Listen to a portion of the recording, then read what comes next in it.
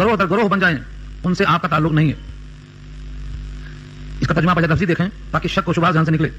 انا کے معنی بے شک اور الذین کے معنی جو لوگ یا جن لوگ.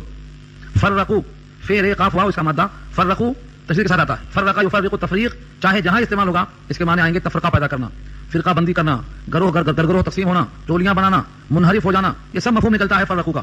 دینہم، دین جتنے بھی ادیان گزرے ہیں ان تمام پہ اطلاق ہوتا ہے اور ہم کی ضمیر غائب ہے. دینہم اپنے دین کو، وکانوا اور ہو کے رہ گئے، شیعان گروہ در گروہ. لست منہم فی شیء، نہیں ہے آپ ان میں سے، فی شیء کسی بھی تعلق میں، یعنی آپ کا ان سے اور ان کا آپ سے کوئی تعلق نہیں ہے. انما امرهم الى اللہ، اس کے سوائے کچھ نہیں کہ ان کا معاملہ اللہ کی طرف ہے. ثم ينبئهم، پھر وہ پروردگار ان کو خبردار کرے گا بما كانوا يفعلون، جو کیا کرتے تھے. یہاں پر لفظوں کے ساتھ اب دو باتیں قابل تشریح ہیں کہ جنہوں نے اپنے دین کو فرقہ کیا، اپنے دین کو ٹکڑے کیا، اپنے دین کو جدا جدا کر دیا اور شیعہ اور گروہ برون کروا گئے، اس سے مراد کون لوگ ہیں؟ موجودہ شیعہ اس میں داخل نہیں ہے. نزول کے اعتبار سے جب یہ آیت نازل ہوئی تو اس وقت نبی صلی اللہ علیہ وسلم کے سامنے یہ تمام جو گروہ شیعوں کے ہیں یہ نہیں تھے، یہ سارے کے سارے بعد میں پیدا ہوئے ہیں. اس وقت جو قابل شمار گروہ تھے، ایک یہودی، ایک نصرانی اور ایک مسلمان، یہ تین ہی طبقے تھے. کیونکہ چاہے شیعہ ہوں، روافض ہوں، خوارج ہوں، معتزلہ ہوں، کررامیہ ہوں، جہمیہ ہوں، جتنے فرقے ہیں یہ سب بعد کے پیدا ہوئے ہیں. نبی صلی اللہ علیہ وسلم کے زمانے میں ان کا وجود نہیں تھا، اور جب یہ آیت نازل ہوئی ہے تو ظاہر یہ ہے کہ نبی پر نازل ہوئی ہے، نبی کا زمانہ ہے، اس وقت تمام فرقے باطلہ موجود نہیں تھے. تو فرقوا دینہم سے مراد تین ہی ہو سکتے ہیں، یہود یا نصارہ یا مسلمان. نزول کے اعتبار سے ان تینوں کے بارے میں آیت نازل ہوئی کہ جنہوں نے اپنے فرقوں کو، اپنے دین کو تقسیم کر دیا ہے اور گروہوں میں تقسیم ہو گئے، آپ کا ان سے تعلق نہیں. یہ نزول کے اعتبار سے. لیکن عموم کے لحاظ سے نبی صلی اللہ علیہ وسلم کی پیشین گوئی یہ ہے کہ بنی اسرائیل میں 72 فرقے تھے اور میری امت میں 73 فرقے ہوں گے. 72 جہنم میں جائیں گے اور ایک فرقہ جنت میں جائے گا. یہ روایت ابو داؤد ترمذی دونوں کی ہے. اور جب صحابہ نے پوچھا کہ اللہ کے رسول وہ ایک فرقہ جنت میں جو جائے گا اس کی پہچان کیا ہوگی، وہ کون ہے؟ 72 کی فہرست نہیں پوچھا کہ وہ 72 کون ہے، کیسے ہیں، کیونکہ ان سے دور رہنا ہی اچھا ہے. جنت میں کون جائے گا؟ آپ نے فرمایا ما انا علیہ و اصحابی، جس راستے پر میں ہوں اور میرے صحابہ. اس روایت کی تشریح میں دوسری روایت بہت واضح ہے، علیکم بسنتی وسنت الخلفاء الراشدین المہدیین، میرے راستے کو مضبوطی سے پکڑ لو اور میرے خلفائے راشدین کے راستے کو اچھی طرح سے تھام لو. اور بعض الفاظ ملتے ہیں کہ دانتوں کی کچلیوں سے اس کو پکڑ لو. تو صحابہ کا عمل نبی کے حکم کی ہدایت کی روشنی میں ہے. اب کائنات میں جس کو بھی اپنا آکرشن کرنا ہے کہ میں صحیح راستے پر ہوں یا نہیں، اس کو ان آیتوں کی احادیث کی روشنی میں دو باتیں غور کرنا ہے کہ میرا عمل حضور کی سنت ہے یا صحابہ کا عمل ہے. اگر ان دونوں میں نہیں ہے تو اس کی گمراہی میں کوئی شبہے کی گنجائش نہیں ہے. یا تو صحابہ کا عمل ہو یا حضور کی سنت ہو، خصوصاً خلفائے راشدین. اب کتنے فرقے ہیں جو خلفائے راشدین پہ اعتراض کرتے ہیں؟ جو خلفائے راشدین پر اعتراض کرتا ہو وہ یقیناً حق سے ہٹ چکا ہے، کسی باشد کوئی بھی ہو. خلفائے راشدین کا عمل معیار حق ہے، حجت ہے. الصحابۃ کلھم عدول، یہ نبی کا ارشاد ہے. لہذا جو طبقے نبیوں پر اعتراض کرتے ہوں ان کی بھی گمراہی واضح، اور جو صحابہ پہ اعتراض کرتے ہوں ان کی بھی گمراہی واضح. جو صحابہ کے عمل کو حجت نہ مانتے ہوں ان کی بھی گمراہی واضح. جو اجماع صحابہ پر چلنے کے بجائے ان سے راستہ بدل کر چلتے ہوں ان کی بھی گمراہی واضح ہے ان آیتوں کی روشنی میں. ان احادیث کی تقویت کے لیے دو آیتیں اور نوٹ کر لو. ایک تو 12 میں بول چکا ہوں، سورۃ توبہ آیت نمبر 100، جس میں اللہ نے فرمایا کہ صحابہ کرام کے طریقے پر چلنے والے تابعین یا جو بھی ان کے راستے پر چلیں خلوص دل سے، وہ اللہ سے راضی ہوں گے، اللہ ان سے راضی ہوگا. سورۃ توبہ آیت نمبر 100. اور دوسری آیت سورۃ نساء 5واں پارہ کی 115 نمبر کی آیت ہے، جہاں اللہ نے واضح کیا ہے کہ جو صحابہ کے راستے سے الگ چلے گا تو ہم جانے دیں گے جہاں جا رہا ہے اور پہنچے گا جہنم میں. وہاں لفظ صحابہ نہیں ملے گا، وہاں ملے گا مومنین. لفظ مومنین سے مراد صحابہ کیوں ہے؟ کیونکہ جب قرآن نازل ہوا تھا اس وقت سوائے مومنین کے صحابہ اور صحابہ کے مومنین کی مصداق میں دوسرا کوئی نہیں تھا. صحابہ بول کر مومن مراد اور مومن سے صحابہ مراد، کیونکہ اس وقت دوسرا کوئی مومن تھا ہی نہیں جب قرآن نازل ہو رہا تھا.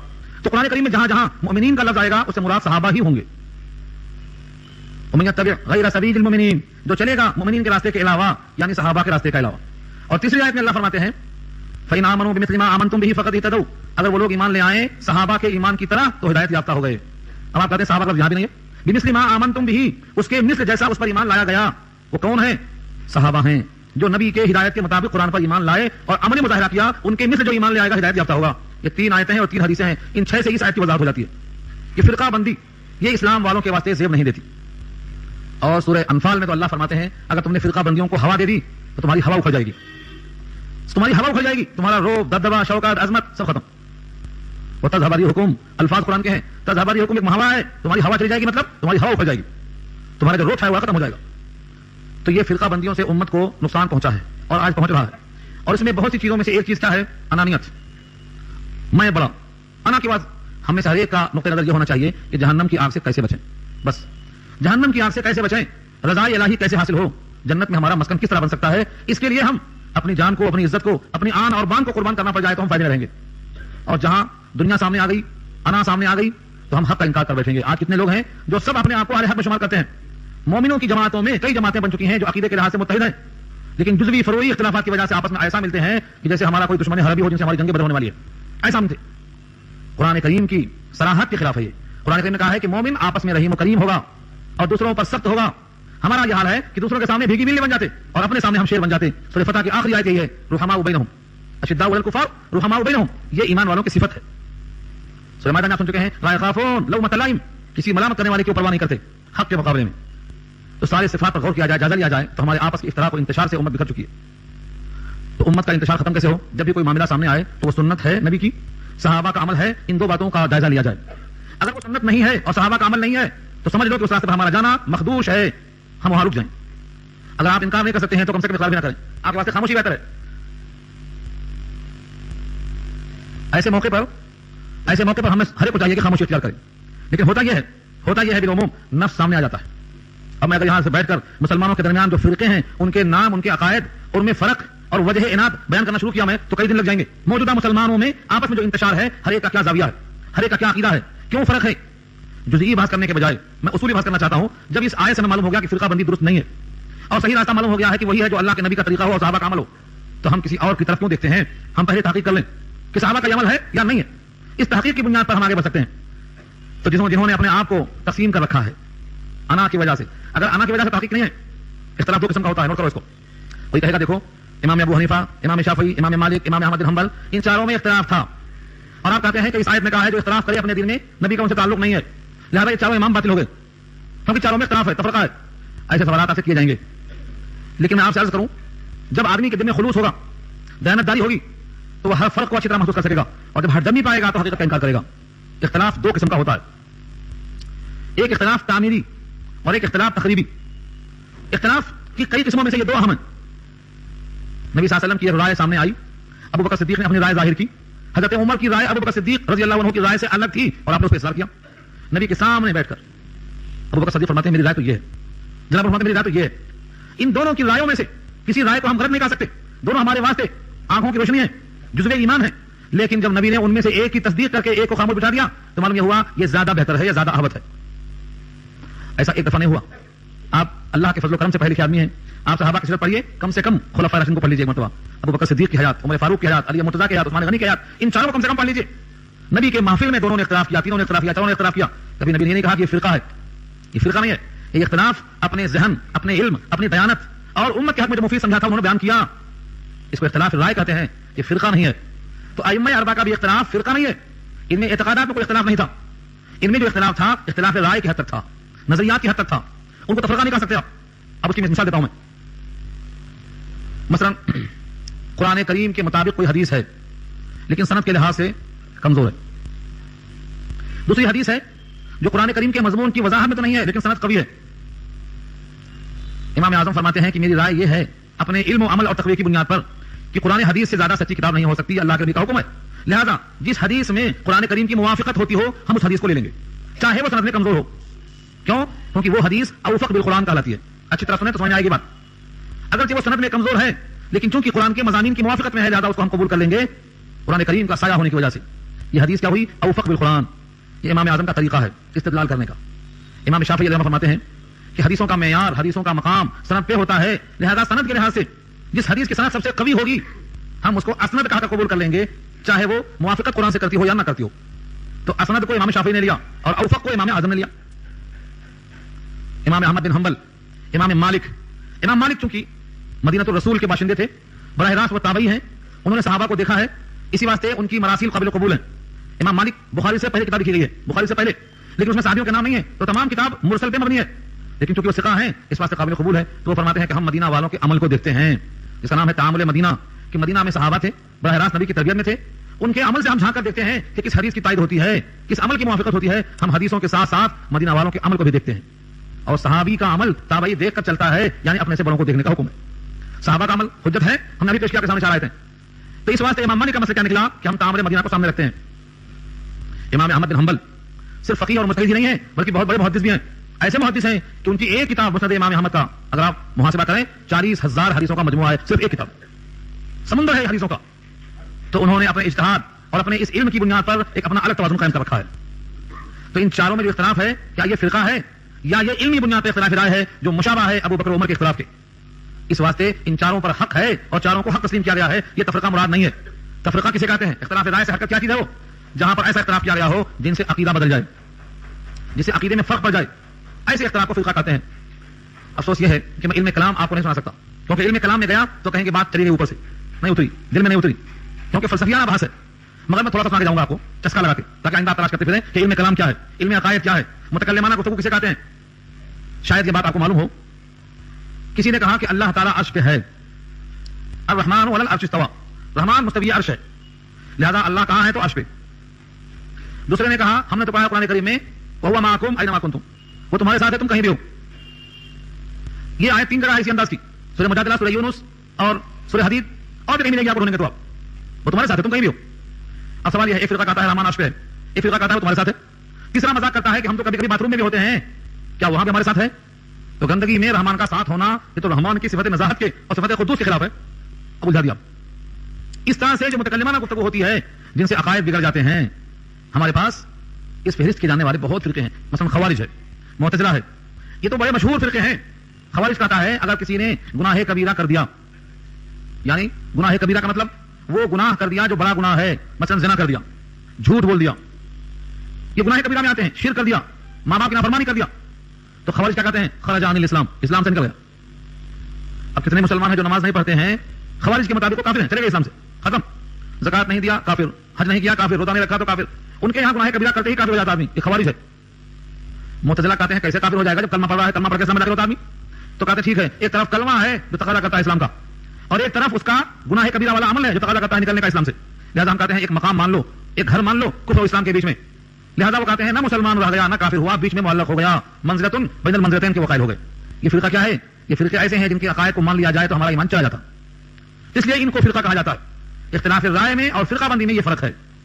اس آیت میں جو کہا گیا ہے فرقوا دینہم, اپنے دین کو فرقے میں تقسیم کر لیا, اس سے مراد ایسا عقیدہ بنا لیا جس سے اسلام سے نکل جا رہا ہے. اختلاف رائے مراد نہیں. اختلاف رائے بہت ہو سکتی ہے. اختلاف رائے کا زمانہ ہے. ایک صاحب نے بیوی کو 3 طلاق دے دیا, اٹھے بیٹھے دھائیں طلاق. جناب کا زمانہ ہوتا کوڑے مارتے تھے, بلا کے کوڑے مارتے تھے. اگر کوئی دکان کھولا تو دکان کے مسائل سیکھو پہلے, کوئی نکاح کیا نکاح کے مسائل سیکھو پہلے, کوئی طلاق دینا چاہتا ہے طلاق کے مسائل سیکھو پہلے, کوئی بھی کام کرنا چاہتا ہے تو پہلے اس سے متعلق اسلامی حکم معلوم کرو. آج ہمارا مسلمان نکاح کے موقع پر نکاح بھی نہیں پوچھتا, خالی گھوڑا جوڑا پوچھتا کتنا دے رہے ہیں, کتنا رقم دے رہے ہیں, اور اگر زیادہ گہرا ہے تو ہائٹ دیکھتا, کتنی لمبی ہے, کتنی خوبصورت ہے, رنگ دیکھتا, ہائٹ دیکھتا, مال دیکھتا. کل میرے پاس صاحب آئے, بھابھی بہت تنگ کر رہی ہیں, کیا کہیں بھائی, بولتے ہیں طلاق دے دیں گے. کل مغرب کی بات ہے, میں نام لیتا نہیں, میں مزاج نہیں ہے, بتانا یہ ہے کہ ماحول کتنا خراب ہو چکا ہے. میں نے کہا شادی کرتے وقت کیا دیکھا تھا, تو انہوں نے کہا ہائٹ دیکھ کے شادی کی تھی, ہائٹ ذرا اچھی ہے ماشاءاللہ. میں نے کہا اب ہائٹ دیکھ کے بیٹھو, اسی کو دیکھ کر خوش ہو جاؤ.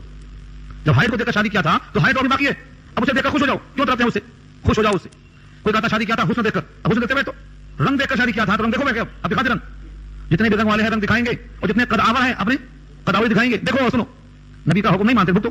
نبی کا حکم یہ تھا کہ تم دینداری کو دیکھ کر لاؤ جس میں اللہ کا خوف ہو, نبی کی روش ہو, تمہارے گھر میں سکون ہوگا, امن ہوگا. امت نے لمبائی دیکھا, حسن دیکھا, مال دیکھا, دینداری کو نہیں دیکھا. اب ساری امت ہو رہی ہے, سارے کیسے وہاں پڑے ہوئے ہیں. اس صاحب باقاعدہ مدرسے میں کہا میں کیا کروں, بیوی کو طلاق دے دیا, میری بچی بچہ سب بڑے بڑے ہیں, ایک بچی 20 سال کی ہے, ایک بچہ 15 سال کا ہے, ایک ڈاکٹر ہے, ایک انجینئر ہے. اب کیا کر دیا, طلاق دے دیا بیوی کو. کیوں؟ غصہ آیا تھا. کتنا دیا طلاق؟ 3 دے دیا, یعنی کم دینے نہیں چاہتا. جب آدمی کا کام 1 روپے سے ہو جائے تو 2 نہیں خرچ کرتا, اصول یہی ہے. اگر چائے میں 1 چمچہ شکر سے کام چل جائے تو 2 ڈالتا کوئی نہیں, ڈالتا کوئی, کام نہ چلے تو ڈالتا. لیکن طلاق کے بارے میں پتہ نہیں کیا حال ہے ہماری امت کا, کوئی شخص بھی 1 طلاق پر اتفاق کرتا ہی نہیں, جس کو دیکھو 3 طلاق. اب اس کو پوچھا کیا کروں, مسئلے کا حل کیا ہے, کیا کروں, اسلام میں کیا ہے؟ ارے اسلام تو پہلے بھی تھا, پہلے معلوم کر لیا ہوتا. یہ مولوی صاحب پہلے بھی موجود تھے, سر کو پھوڑ لیا, اب کیا کروں پوچھا. تو اب اس میں اختلاف ہو رہا ہے. ایک فرقہ کہتا ہے 3 طلاق اگر دے دیا تو 3 پڑ جاتی. یہ نقد اختلاف نقل کر رہا ہوں, نام لینا میرا مزاج نہیں ہے.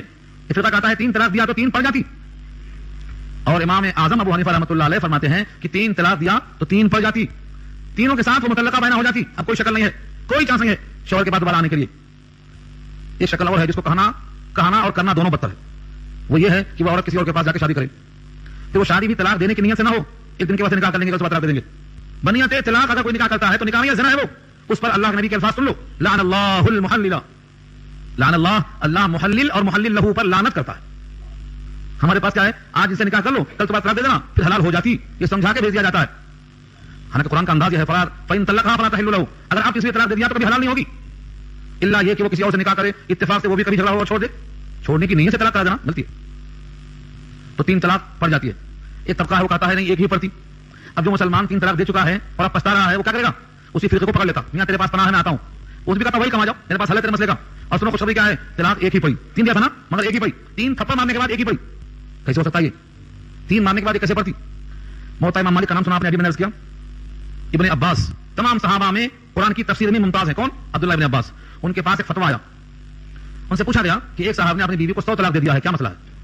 100 آج کوئی نئی بات نہیں ہے، امت میں ایسے لوگ شروع سے آ رہے ہیں. 100 طلاق دے دیا. ابن عباس فرماتے ہیں کہ 3 طلاقوں سے اس کی بیوی مطلقہ بائنہ ہو گئی اور 97 سے اس نے اللہ کی آیتوں کا مذاق اڑایا. اس کے بعد ابن عباس نے وہ آیت کا ٹکڑا پڑھا جو سورہ بقرہ میں ہے، وَلَا تَتَّخِذُوا آیَاتِ اللَّهِ هُزُوًا. یہ آیت پڑھا. یہ روایت موطا امام مالک میں درج ہے، مرسل روایت ہے لیکن معتبر ہے کیونکہ مالک ثقہ تابعی ہے. اس روایت کے ہوتے ہوئے بھی لوگ بولتے ہیں کہ 3 مارنے کے بعد ایک ہی لگتی. یہ فرقہ ہے، اس وجہ سے ہمارے لوگ اس فرقے کی طرف جا رہے ہیں کہ اس میں آسانیاں بہت ملتی ہیں. ان کے عقائد میں ہم میں بڑا فرق ہے، کئی عقیدے میں فرق ہے. مثلا اجماع صحابہ کو ہم حجت مانتے ہیں اور وہ صحابہ کے عمل کو بدعت کہتے ہیں، یہ ان میں ہم میں فرق ہے. تو میں نے اس آیت کا جو ماخذ تھا آپ کے سامنے پیش کر دیا کہ فرقہ اللہ کو پسند نہیں، اس سے اعتراض کرو. ان الذين فرقوا دينهم، بے شک انہوں نے اپنے دین کو جدا جدا فرقوں میں بانٹ دیا. وكانوا شيعا، اور ہو کے آگے شیعہ گروہ. لست منهم في شيء، اے نبی آپ نہیں ہیں ان میں سے کچھ بھی، یعنی آپ کا ان سے کوئی تعلق نہیں. جب نبی کا ان سے تعلق نہیں ہے تو ان کی گمراہی واضح ہے کہ نہیں واضح ہے؟ لہذا صحیح راستہ پر چلو اور وہ یاد کر لو ما انا علیہ واصحابی، جس پر میں ہوں میرے صحابہ، سنت اور جماعت. لیکن لطیفہ یہ ہے کہ سنت والجماعت کہہ دینے سے کام نہیں چلتا. قرآن کے مطابق نبی کا عمل تھا، جو قرآن سے ہٹ کر عمل ہو وہ سنت نہیں ہو سکتا، کیونکہ نبی کا عمل وہی ہے جو قرآن میں ہے. جناب عائشہ کی روایت کے مطابق جب پوچھا گیا نبی کا عمل کیا تھا، نبی کے اخلاق کیا تھے، تو فرمایا جو قرآن میں لکھا ہے وہی حضور کا عمل ہے. کہا خلق هو القرآن. لہذا کوئی چکمہ دینا چاہے کہ نبی کا عمل یہ ہے اگرچہ قرآن سے ٹکراتا ہے تو ہم ماننے کو تیار نہیں ہیں، کیونکہ نبی کا عمل وہی ہے جو قرآن میں ہے. اب نبی کا عمل ہے نہیں ہے چیک کرنا ہے تو بہترین ترازو قرآن ہے، اس پر دیکھ لو. اور صحابہ کرام کا عمل دیکھنا ہے تو اس کی نظیر بھی قرآن کریم میں چاہے کسی شکل میں نظر آتی ہو مگر ضرور باقی رہے گی آپ کے لیے. بنیادی طور پر یہ سب سے اہم چیز ہے. تصدیق کا، تحقیق کا ایک پیمانہ اور یاد کر لو. حضرت علی رضی اللہ تعالیٰ عنہ، جن کو شیعہ بھی تسلیم کرتے ہیں مولا کائنات کہتے ہوئے، حضرت علی خلفائے راشدین میں چوتھے نمبر پہ ہیں. امت کا عقیدہ یہ ہے اجماعی.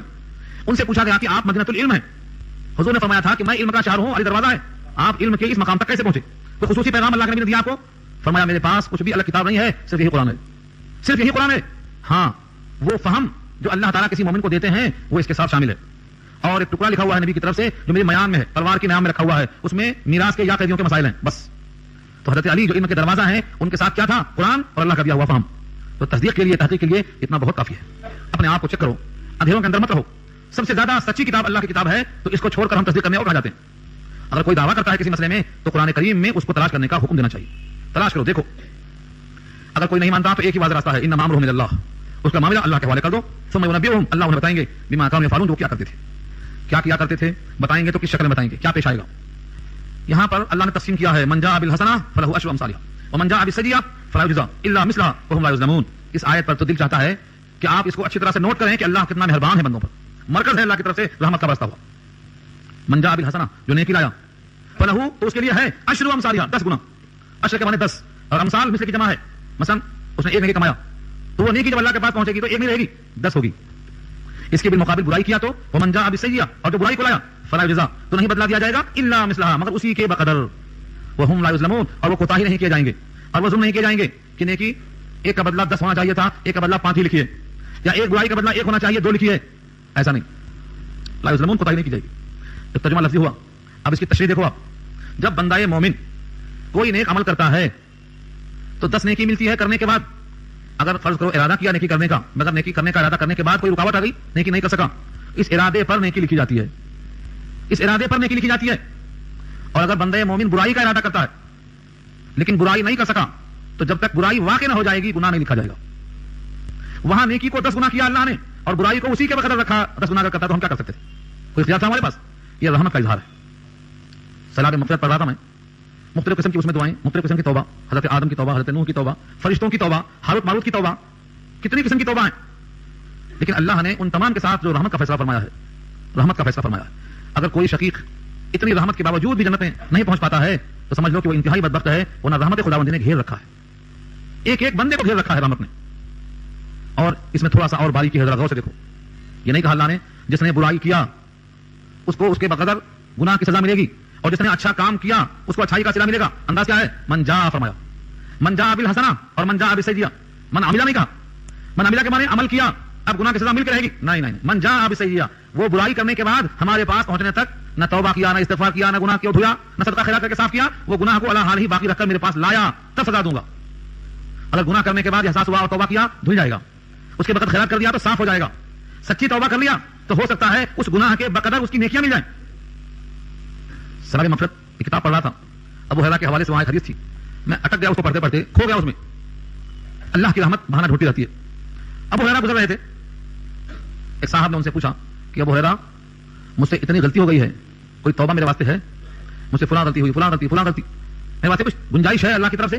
اسے گناہ کو زیادہ سمجھا ابو ہریرہ نے اور کہا دیا میں تو بہت گندا ہے، تیرے واسطے کوئی راستہ نہیں۔ چلے گئے، بعد میں احساس ہوا کہ میں نے فتوا دے دیا، حضور موجود ہیں، نہ وہاں سے پوچھا نہ بتایا، غلطی کا احساس ہوا، فوراً نبی کی بارگاہ میں پہنچے اور کہا مجھ سے ایک صاحب نے ایسا پوچھا تھا، میں نے ایسا اسے کہہ دیا، شاید اس نے کسی کو قتل کیا تھا، شاید زنا کیا تھا، شاید اور بھی بڑے گناہ رہے ہوں گے، لیکن جب یہ بات پہنچایا ابو ہریرہ نے تو آقا نے کہا ابو ہریرہ تم نے فتوا غلط دے دیا، کیا تم کو سورہ فرقان کی آیت نہیں پہنچی تھی؟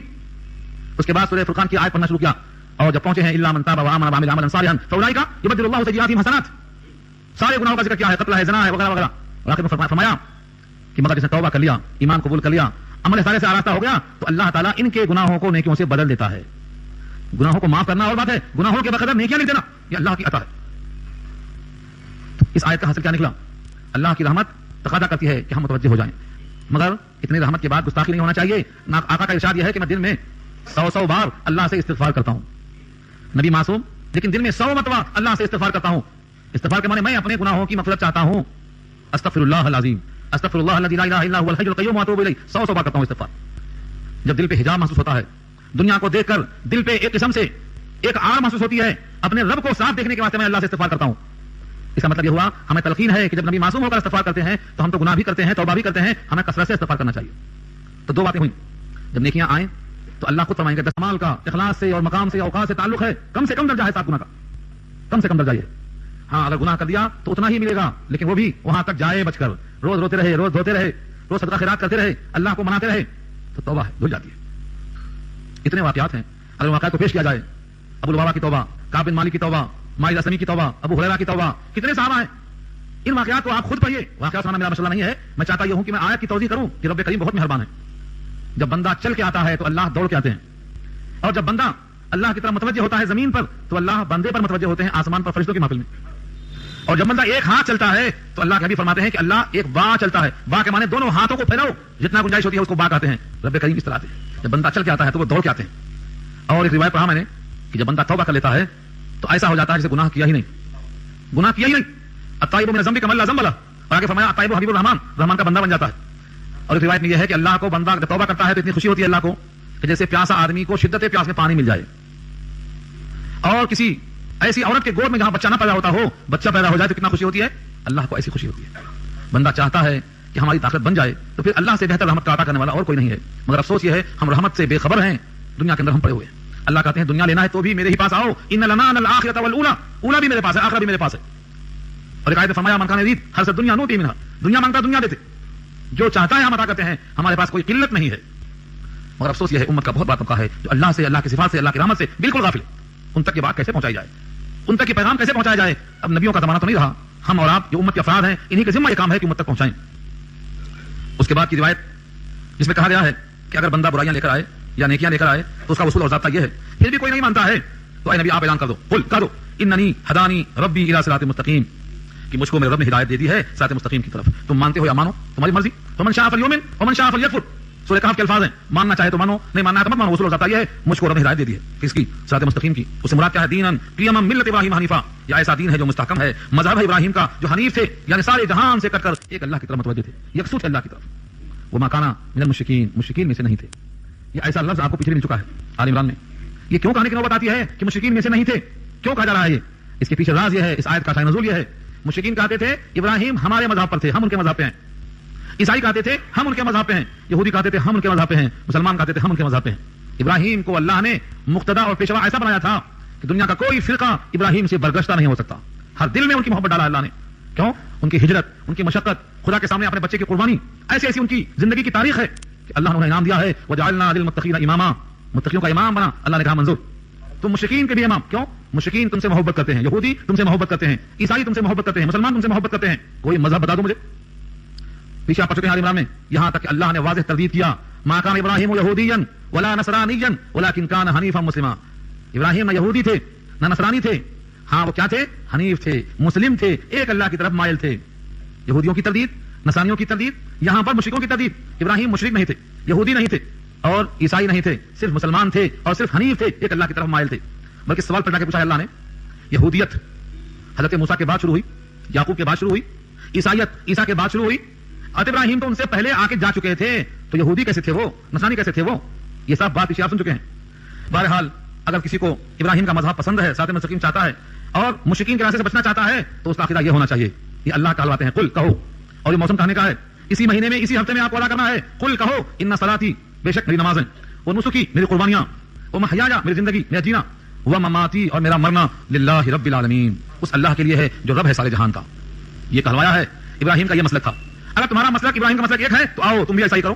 تمہاری نماز اللہ کے لیے, نسک جمع اس کی آتی ہے مناسک, جس طرح سے قربانی کو ہم نسک کہتے ہیں ایسے ہی ارکان حج کو بھی ہم نسک کہتے ہیں, وہاں بھی قربانی ہوتی ہے, اس کو مناسک حج کہتے ہیں. تو تمام عبادات اس کا اطلاق ہوتا ہے. قربانیاں وہ لوگ کرتے تھے بتوں کے نام پر. اللہ نے کہا فصلی لربک وانحر لربک, نماز بھی رب کے لیے کرو, قربانی بھی رب کے لیے کرو, مشرکین کی مخالفت کرو. اگر یہودی ہوتے وہ, اگر مشرکین میں سے ہوتے وہ, تو قربانی اللہ کی وہ نہ کرتے, تم تو بتوں کی کرتے ہو, ابراہیم اللہ کی کرتے تھے. تو کہو میری نمازیں, میری قربانیاں, میرا جینا, میرا مرنا سب اللہ کے لیے ہے. یہ آیت نمبر 163 ہے, اس کو بار بار پڑھو. میری نماز اللہ کے لیے, میری قربانی, آپ کہیں گے گوشت کے لیے, چمڑے کے لیے, پیسوں کے لیے, آج وہی ہوگا. قربانی اللہ کے لیے ہے تو اللہ کے پاس نہ گوشت پہنچتا, نہ چمڑا, نہ خون, نہ ہڈی, سب یہی رہ جاتا. سورہ حج میں اللہ نے کہا ہے اگر تم واقعتاً اللہ کے واسطے قربانی کرتے ہو تو اللہ کے پاس گوشت نہیں آئے گا, چمڑا نہیں آئے گا, ہڈی نہیں آئے گی, خون نہیں آئے گا. کیا آئے گا؟ تقویٰ آئے گا. تقویٰ, فَيَنَالُ اللَّهُ لُحُومُهَا وَلَا دِمَاؤُهَا وَلَٰكِن يَنَالُهُ التَّقْوَىٰ مِنكُمْ. اللہ کے پاس نہ خون پہنچانا, گوشت پہنچا, ہاں تمہارا تقویٰ پہنچتا ہے کہ تم اللہ کی خاطر قربان کرتے ہو. یہ بکرا کاٹ کر میں عہد کرتا ہوں کہ اپنے ساری آرزوؤں کو کاٹ کے رکھ دوں گا اللہ کے حکم کے سامنے. یہ نمونہ ہے. بیٹے کو باپ نے اللہ کی خاطر قربان کیا تھا, ہم اللہ کی خاطر جذبات کو قربان کریں گے, خواہشات کو قربان کریں گے, ہم صرف اور صرف اللہ کے ہو کے رہیں گے. یہ ہے اصل تقویٰ منکم. مگر ہمارے پاس اصول کیا ہے؟ قربانیاں بیشتر لوگ گوشت خوری کے واسطے کرتے, بیشتر لوگ. کیوں؟ ثبوت کیا ہے اس کا؟ ثبوت یہ ہے کہ جتنی پابندی کے ساتھ قربانی میں گوشت کی طرف ہم بڑھتے ہیں, اتنا تیزی کے ساتھ 5 وقت کی نماز میں ہم کیوں نہیں بڑھتے؟ حج کے لیے کیوں نہیں بڑھتے؟ روزے کے واسطے کیوں نہیں بڑھتے؟ تلاوت کے واسطے کیوں نہیں بڑھتے؟ یتیم کے واسطے کیوں نہیں بڑھتے؟ بیواؤں کے واسطے کیوں نہیں بڑھتے؟ ہر جگہ تو اللہ کا حکم موجود ہے. اگر ہماری حیات اللہ کے لیے ہے, اگر ہمارا وجود اللہ کے لیے ہے, ہمارا جینا مرنا اللہ کے لیے ہے, تو ہم زندگی کے ہر گوشے میں اللہ کا حکم سن کر دوڑیں. لیکن جہاں مزہ آتا وہاں ہم دوڑتے ہیں, جہاں مزہ نہیں آتا وہاں ہم نہیں دوڑتے. النکاح من سنتی, نکاح میری سنت ہے, بڑا اچھا لگتا ہے نکاح کرتے ہوئے. اسی نکاح کے موقع پر گھوڑا جوڑا حرام ہے, وہ چھوٹا کیوں نہیں, پھر وہ نہیں چھوٹا. باجا حرام ہے, وہ نہیں چھوٹا. جو چیزیں نکاح کے موقع پر حرام ہیں ان کو نہ چھوڑنا. در حقیقت ایسا ہی ہے, میٹھا میٹھا گپ کڑوا کڑوا تھو. نہ ہم اسلام کے فالوورز ہیں, نہ اسلام کے ہم پابند ہیں, ہم اپنے خواہشات کے بندے ہیں, جو دن میں آتا ہم کرتے ہیں. اس لیے آیت ہمیں پڑھنا چاہیے. آگے اللہ فرماتے ہیں لا شریک لہ, اس کا کوئی شریک نہیں ہے, نہ ذات میں, نہ صفات میں, نہ احکامات میں, نہ مرتبے میں. لا شریک لہ, اس کے ساتھ کوئی شریک نہیں. وہ بذالک امرت, اور اسی کا میں حکم دیا گیا ہوں. یہ نبی سے اللہ کہلواتے ہیں, وہ بذالک امرت, اسی کا میں حکم دیا گیا ہوں. وانا اول المسلمین, اور میں پہلا مسلمان ہوں, پہلا اطاعت کرنے والا ہوں. جب قرآن نازل ہوا سب سے پہلے کون ایمان لائے؟ سب سے پہلے ایمان کون لائے؟ سوال ہے, ساری امت سے سوال کر رہا ہوں. سب سے پہلے اسلام کون لائے؟ جب یہ قرآن نازل ہوا پہلے ایمان کون لائے؟ جی سب کیونکہ قرآن نہیں پڑھتے. سب کیا پڑھتے؟ تاریخ اسلام پڑھ لیتے بڑی مشقت سے. سورہ بقرہ کا آخری رکوع ہر ختم میں پڑھتے ہیں آمن الرسول بما انزل الیہ من ربہ والمؤمنون, بعد میں ہے. سارے ایمان والے بعد میں ایمان لائے, پہلے رسول ایمان لائے. آمن الرسول بما انزل الیہ من ربہ, جو رب کی طرف سے نازل کیا گیا اس کا پہلا ایمان کس کا ہے؟ آمن الرسول. والمؤمنون بعد میں ہے. اس بات کہا گیا وانا اول المسلمین, میں پہلا اطاعت گزار ہوں. آپ کے حکم پر سجدہ پہلے میرا, آپ کے حکم کی تعمیر پہلے میں خود کرتا ہوں. نبی نے کوئی ایسا حکم نہیں دیا جو خود نہیں کیا. اسی واسطے صحابہ کرام جب آیت پڑھتے تھے تو پہلے عمل کرتے تھے, پھر آگے بڑھتے تھے. جناب عمر کو 8 سال لگے سورہ بقرہ پڑھتے ہوئے. کیوں لگے 8 سال؟ ہم تو ایک رات پڑھتے تھے سورہ, اس لیے لگ گیا ان کو کہ وہ پڑھتے تھے, عمل کرتے تھے, پڑھتے تھے, عمل کرتے تھے. کفار قریش کہتے تھے کوئی دوسرا رب تلاش کرو. قل اغیر اللہ ابغی ربا وهو رب كل شيء ولا تكسب كل نفس الا عليها ولا تزر وازرة وزر اخرى ثم الى ربكم مرجعكم فينبئكم بما كنتم فيه تختلفون. آیت بہت طویل ہے, میں اس کو بہت کرتا ہوں. ان کا خیال یہ تھا کہ اللہ کے احکامات کو چھوڑ دینا, کسی اور کا حکم ماننا, ایسا ہی سمجھو کہ گویا تم یہ کہنا چاہتے ہو کسی اور کو رب بنا لو. بیوی کا حکم مانتا رہا خدا کو چھوڑ کر تو کس کا بندہ ہوا؟ یہ زوجہ کا بندہ ہوا. اور نفس کا حکم مانتا رہا تو عبد النفس ہوا, اور مال کا حکم مانتا رہا تو عبد المال ہوا. اللہ کا بندہ کون ہے؟ جو اللہ کا حکم مانتا ہے, اللہ کے ساتھ کسی کو شریک نہیں کرتا ہے. اگر میں کسی اور کا حکم مانوں, کسی اور کو سجدہ کروں, کسی اور کے احکام کی تعمیل کروں, تو مطلب کیا ہوا؟ تم چاہتے ہو کہ میں اللہ کے علاوہ کسی کو رب بنا لوں, یہ مجھ سے نہیں ہو سکتا. قل کہہ دو اغیر اللہ ابغی, کیا اللہ کے غیر کو میں تلاش کروں ربن, رب ہونے کے اعتبار سے؟ وہو رب کل شیء, وہ ہر چیز کا رب ہے, ہر چیز کا رب وہی ہے. کفار قریش کہا کرتے تھے کہ تمہارے گناہوں سے تم مت ڈرو, تمہارے گناہوں کا بوجھ ہم اٹھا لیں گے. ہم جیسا بولتے ویسا کرو, بتوں کی پرستش کرو, تمہیں گناہوں کا ڈر ہے, تمہارا گناہوں کا بوجھ ہم اٹھا لیں گے. سورہ عنکبوت میں اللہ فرماتے ہیں ان کے الفاظ کو نقل کرتے ہوئے وَلْنَحْمِلْ خَطَايَاكُمْ, ہم تمہارے گناہوں کا بوجھ اٹھا لیں گے. تبصرہ کیا اللہ نے وَمَا هُمْ بِحَامِلِينَ, حالانکہ وہ اٹھانے والے نہیں ہیں, چکما دے رہے ہیں صرف, کوئی کسی کا بوجھ نہیں اٹھائے گا. کیسے؟ دنیا میں ایک آدمی نے قتل کیا اور کہا دیا اس نے قتل کیا, چوری ایک نے کیا دوسرے کا نام ڈال دیا, غلطی ایک نے کیا دوسرے کا نام دے دیا, بیچارہ وہ بھگت رہا. لیکن وہاں ایسا نہیں ہوگا, جس کی غلطیاں ہیں اسی کے نام اعمال میں درج ہوں گی, دوسرے کے پاس درج نہیں ہوں گی. اور کوئی یہ کہہ دے کہ نہیں غلطیاں تو درج ہوں گی, میرے نام اعمال میں سزا ان کو مل جائے گی, یہ چکما دینے کی بات ہے. رب ایک ہے اور وہ اصول کو واضح کر چکا ہے, ولا تکسبوا کل نفس الا علیہا, نہیں کمائے گا کوئی آدمی مگر اس کا وبال اسی پر پڑے گا. ولا تزر وازرۃ وزر اخرى, بہت ہی اہم بات ہے اس کے اوپر, اور نہیں اٹھائے گا کوئی بوجھ کسی دوسرے کا بوجھ اٹھانے والا. ولا تزر نہیں اٹھائے گا, وازرۃ اٹھانے والا, وزر اخرى دوسرے کا بوجھ, کوئی کسی کا بوجھ نہیں اٹھائے گا. اس پر ایک واقعہ لکھا ہے, جناب عائشہ رضی اللہ تعالی عنہا کے پاس ایک مقدمہ آیا, انہوں نے یہ بیان کیا کہ میں نے عبداللہ بن عمر سے سنا ہے ایک صاحب مر گئے تھے, اب لوگ ان کے اوپر رو رہے تھے, ہائے میرا پہاڑ, ہائے میرا فلاں, ہائے میرا فلاں. تو کسی نے کہا ارے مت رو, تمہارے رونے سے میت کو عذاب ہوگا. ان کو شبہ ہوا غلطی کر رہا ہے رونے والا, عذاب ہوگا میت کو, کرے کوئی بھرے کوئی, ایسا کیسا ہو سکتا ہے. انہوں نے آ کے پوچھا جناب عائشہ سے, عائشہ فرماتی ہیں کہ اللہ اکبر, عبداللہ ابن عمر تو بڑے معتبر ہیں, ثقہ ہیں, ان کی بات میں کوئی شک نہیں ہے, انہوں بڑے ہی متقی پرہیزگار عاشق رسول ہیں, لیکن ہوتا ایسا ہے کہ کبھی بات کو سننے میں فرق پڑ جاتا ہے.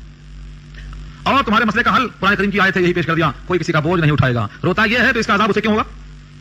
ہاں اصل قصہ یہ ہے کہ اگر مرنے والا اپنے عقیدے میں نوحہ خوانی کا قائل تھا اور یہ کہا کہ مرا ہے کہ میرے بعد خوب رونا تاکہ میری عظمت ظاہر ہو, تو عذاب میں گرفتار ہوگا عقیدے میں اشتراک کی وجہ سے. اگر مرنے والا کا قصور کچھ نہیں ہے, وہ عقیدے سے متفق نہیں ہے, تو ان کے رونے سے اس پر عذاب کیوں ہو سکتا ہے؟ یہ تقریر جناب عائشہ کی. تو کوئی کسی کا بوجھ نہیں اٹھائے گا, اور جو آدمی کمائے گا اس کا وبال اس پر پڑنے والا ہے. ثم الى ربكم مرجعكم فينبئكم بما كنتم فيه تختلفون, پھر تمہارے رب کی طرف تمہارا مرجع ہے, لوٹنا ہے, وہ بتلائے گا تم کو جس میں تم اختلاف کیا کرتے تھے, جس مسئلے میں اختلاف تھا ہر ایک بتایا جائے گا, تمہارا اختلاف تھا, یہ صحیح ہے یہ غلط, یہ صحیح ہے یہ غلط ہے. آخری آیت ہے, اگر وقت ہو رہا ہے مگر میں اس کو چاہتا ہوں کہ آج مکمل پورا کر دوں. وهو الذي جعلكم خلائف الارض ورفع بعضكم فوق بعض درجات ليبلوكم فيما آتاكم ان ربك سريع العقاب وانه لغفور رحيم. وہی اللہ ہے جس نے تم کو بنایا خلیفہ زمین میں, خلائف الارض, زمین کا خلیفہ. خلائف جمع ہے, واحد ہے خلیفہ, نائب, ہم نشین. آج دنیا میں جتنے انسان زندہ ہیں, کوئی کہتا میں گھر کا مالک, کوئی بولتا میں باغ کا مالک, کوئی بولتا میں اس زمین کا مالک, ہر ایک مالک ہے, لیکن بخدا اس کی ملکیت میں جیسے اب آیا ہے ایسے کتنوں کی ملکیت میں آ چکا ہے اور وہ چلے گئے, نہ وہ رہے نہ ملکیت رہی. ان الارض للہ یورثها من یشاء, زمین تو اللہ کی ہے, اصل مالک وارث وہی ہے, وہ جس کو چاہتا ہے عارضی خلیفہ بنا دیتا ہے. اب ہم گھر کے مالک ہیں تو کچھ دن کے لیے ہیں, مستقل مالک تو وہی ہے. وهو الذي جعلكم خلائف الارض, وہی اللہ ہے جس نے تم کو بنایا ہے زمین کا خلیفہ, نائب, ہم نشین. کب تک رہتے یہ آپ کو نہیں معلوم, جب تک چاہا اللہ آپ اس کے مالک رہتے. تو خلائف الارض, اور اس میں بھی کیا کیا, رفع بعضکم فوق بعض درجات, درجات کو بلند کیا, تم میں سے بعض کے بعض کے اوپر رکھ دیا. کون چاہتا ہم فقیر ہیں؟ کون نہیں چاہتا کہ ہم بادشاہ بن جائیں؟ کون نہیں چاہتا ہمارے پاس جائیداد ہونوں کا چکر وہاں سے مقدم ہو؟ کون نہیں چاہتا؟ چاہت ہر ایک کی ہے, محنت ہر ایک کی ہے, لیکن فیصلہ تو اللہ کا ہے. کسی کو بنایا دینے والا اور کسی کو بنایا لینے والا, کسی کی چاہت پہ موقوف نہیں رکھا اللہ نے. تو درجات کو بلند کیا ہے, اس کا مقصد لیبلوکم فیما آتاکم. اللہ اکبر, جہاں جہاں نعمتوں کا ذکر آتا ہے میں وہاں تلاش کرتا ہوں لیبلوکم فیما آتاکم, تاکہ تم کو جانچے, تم کو آزمائش میں ڈال کر چیک کرے, جو کچھ تم کو دیا ہے اس میں تم کیسے نکلے. مال دیا ہے تو مال کے ساتھ کیسے رہے, علم دیا ہے کیسا رہے, اولاد دیا ہے کیسا رہے, جائیداد دیا ہے تو کیسا رہے. اللہ نے جو کچھ تمہیں دیا ہے تمہارا اس کے ساتھ کیا سلوک رہا ہے. تم نے ذاتی ملک بتایا, ذاتی خود بتایا, جس طرح قارون نے کہا تھا میرا مال ہے میرے علم کے بلبوتے پر, پھنس گیا. یہ واضح پیغام اللہ کا. اور جو اللہ کے نبی ہوتے ہیں تو کہتے ہیں حضرت سلیمان کے الفاظ میں, ھذا من فضل ربی لیبلونی اشکر و مکفور. یہ الفاظ یہاں بھی ہیں, لیبلونی, سلیمان کا تخت دیکھ کر کہا تاکہ مجھے جانچے میں شکر کرتا ہوں کہ ناشکری کرتا ہوں. یہ اللہ کو مقصود ہے. تو ہر ایک کے پاس جو اللہ کی عطا ہے اچھی طرح نوٹ کر لو, اس لیے ہے کہ تم کو وہ جانچنا چاہتا ہے تم اس نعمت کے ساتھ کتنا سلوک کیسا سلوک کرتے ہو. یہ ہے ترجمہ لیبلوکم کا. اب اگر کوئی شخص اللہ کی نعمتوں کے ساتھ اچھا سلوک نہیں کرتا ہے تو ان ربک سریع العقاب, آپ کا رب جلدی حساب لینے والا ہے. اور کوئی حق ادا کرتا ہے تو وانہ لغفور رحیم, وہ مغفرت والا رحم کرنے والا ہے. تو جو نعمتیں اللہ کے اپنے ساتھ ہیں ان کا حق ادا کریں گے تو غفور الرحیم صفت کا اظہار ہوگا, اور اللہ کا حق ادا نہیں کریں گے, اللہ کی نعمتوں کو ڈنڈی ماریں گے تو ان ربک سریع العقاب کا احساس ہونا چاہیے. ابھی بہت سی باتیں اس میں تھیں مگر 3 بج چکا ہے. اگرچہ آواز کچھ چل پڑی ہے آج مگر پہلے کی طرح بھی واضح نہیں ہوئی ہے اور یہاں پر ہو گئی. یہ وہ واحد صورت ہے جب نازل ہوئی تھی تو 70,000 فرشتے جلووں میں لے کر اس صورت کو لائے تھے. کسی مریض پر پڑھ دیا جائے تو شفا یاب ہوتا ہے. اس صورت کا آغاز اللہ کے حمد سے ہوا تھا اور ختم ہو رہی ہے رحیم پر. اشارہ یہ ہے کہ جو حمد و ثنا کرتا رہے گا اس کے ساتھ اللہ کی مغفرت اور رحمت ہوتی رہے گی. اللہ ہم سب کو اس کا حقدار بنا دے. یہاں سورہ انعام مکمل ہو گئی. اب آگے انشاءاللہ سورہ اعراف شروع ہوگی جو بہت اہم ہے, بڑے اہم مضامین ہے.